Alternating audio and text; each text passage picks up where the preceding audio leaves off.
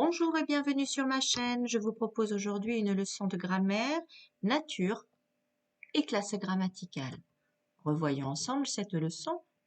Tu connais déjà les classes grammaticales, tu les as toutes révisées au collège. La nature, on dit aussi la classe grammaticale d'un mot en français, c'est ce qu'est le mot. On trouve cette nature sur le dictionnaire. Chaque mot a une nature ou une classe grammaticale. Il existe des mots variables, il existe des mots invariables. Les mots peuvent varier selon leur genre, féminin-masculin, leur nombre, singulier ou pluriel, ou leur personne, je, tu, il. Les mots invariables, eux, ne changent jamais. Il y a 5 natures ou classes grammaticales variables. Les noms, les déterminants, les adjectifs qualificatifs, les pronoms et les verbes. Les noms, ce sont les mots les plus nombreux de la langue française, les premiers qu'utilise le bébé. Ils désignent des êtres vivants, des objets, des idées. On a des noms communs ou des noms propres. Pense bien à la majuscule pour les noms propres. Pour vérifier qu'un mot est un nom, tu peux mettre un ou une devant le mot. Enfin, pense bien que le nom varie en nombre et, dans tes dictées, au pluriel, pense au S final. Revoyons maintenant les déterminants. Ce sont des petits mots que l'on met devant les noms communs et qui précisent le nom. Ils se mettent au même genre et au même nombre que le nom. On va retrouver les articles définis et les articles indéfinis, les déterminants possessifs, les déterminants démonstratifs, et puis les indéfinis, les interrogatifs, les exclamatifs, les numéros. Les adjectifs qualificatifs, eux, servent à enrichir, à caractériser les noms. Ils donnent une information sur un nom.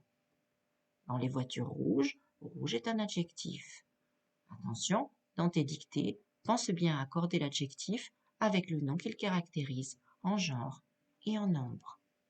Les pronoms, ce sont des mots qui servent à remplacer un nom, un groupe nominal ou un autre groupe de mots.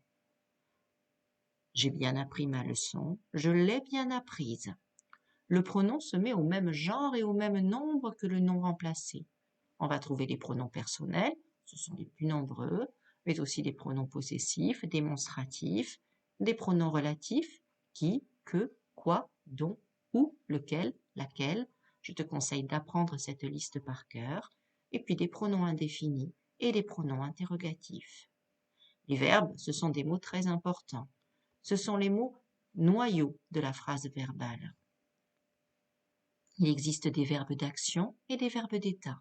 Dans une phrase, on trouve différentes formes verbales, conjuguées, infinitives, participe présent ou participe passé. Dans tes dictées, pense bien accorder le verbe avec son sujet. Voyons maintenant les natures ou classes grammaticales invariables. Nous en trouverons 4. Les prépositions, les adverbes, les conjonctions et les interjections. Les prépositions, comme leur nom l'indique, se mettent en première position. Elles permettent d'introduire un groupe de mots.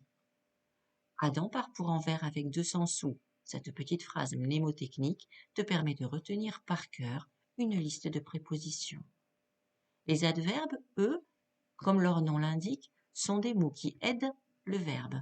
Ils modifient le sens d'un verbe. Il existe des adverbes de manière qui se terminent en ment et d'autres adverbes de manière qui ne se terminent pas forcément en ment. Il existe aussi des adverbes de temps et des adverbes de lieu. Les adverbes peuvent également modifier le sens d'un adjectif ou le sens d'un autre adverbe. Les conjonctions, comme leur nom l'indique, con veut dire avec, permettent de relier des mots. Les conjonctions de coordination, mais où est donc ornicard, autre procédé mnémotechnique, permettent de relier deux mots ou deux groupes de mots de même nature. Les conjonctions de subordination introduisent une proposition subordonnée. Terminons avec les interjections. Ce sont ces petits mots qui veulent imiter l'oral. On les trouve souvent dans les bandes dessinées. Voilà, pour cette leçon, à retenir 5 natures variables, 4 natures invariables. Il existe aussi des natures pour les groupes de mots. Va voir ma vidéo à ce sujet. Bon courage pour tes révisions, j'espère que cette vidéo te sera utile et à bientôt.